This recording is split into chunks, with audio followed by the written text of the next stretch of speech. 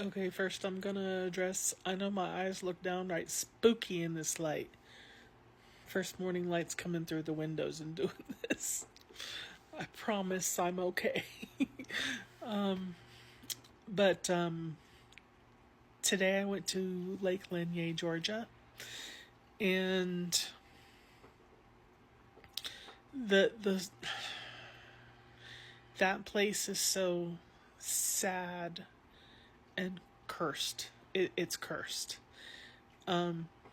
If you don't know the story behind Lake Lanier, I suggest you go look it up. But essentially, it was back in the 50s, in the 1950s, it was thriving communities, businesses, towns, and cemeteries. And they flooded it by building a dam because they wanted hydroelectric power. And they claim to have moved marked graves and their remains, but with 20 cemeteries, you gotta know that not all the graves got moved. And plus, there were people there, and their homes, and their businesses, and they either got displaced or they drowned when it was flooded. And all the people left behind in the cemeteries that didn't get moved, that place is haunted and cursed because of what was done. And when I first arrived, there is a guardian spirit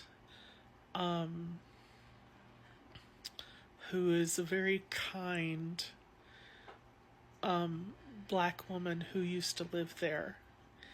And she kind of looks over the souls that are trapped in the lake now. But I was like, I don't want to go in the water. And she said, no, go and talk to them. Go get in the water. And I got in the water, and there were immediately multiple souls reaching up to try to pull me under. And I wasn't afraid because I'm not in body. So, and I also have my own protections up. But it wasn't a malicious, it was a help us. The reaching up, their hands reaching up to grab me and pull me down, they were asking for help. So it wasn't malicious intent. It wasn't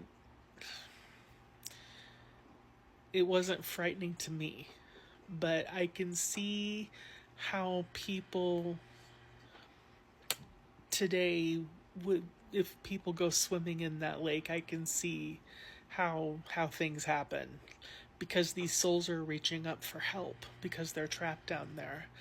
A lot of them don't realize that they're dead. So upon realizing when they saw me and they reached up and I was like, how can I help you move on? A lot of them immediately moved on upon realizing, oh, we're not supposed to be here anymore. We can move on. And then I went deeper into a different area of the lake, and there are very angry souls trapped down there. And I'm guessing these are from the cemeteries that didn't get moved. And there are some that chose to move on, and there are lots who have chosen to stay because this is our home, this is where we were buried, this is where we are. So we're staying.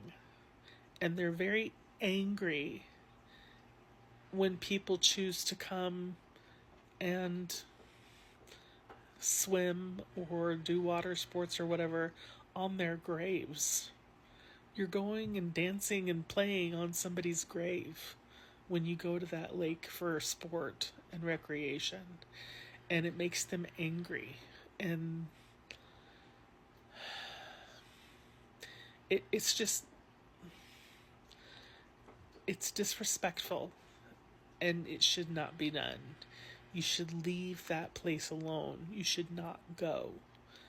Just leave them alone. Let them rest in peace. And so while I was there, I attempted to do some healing in the water and offered them some energy, because it's almost like they were trying to feed off of my energy, but it wasn't malicious. It was, they're trying to reach out because, well, they're confused, they're angry, they've been displaced, and things aren't as they should be. So they're reaching out for any kind of energy to keep themselves going.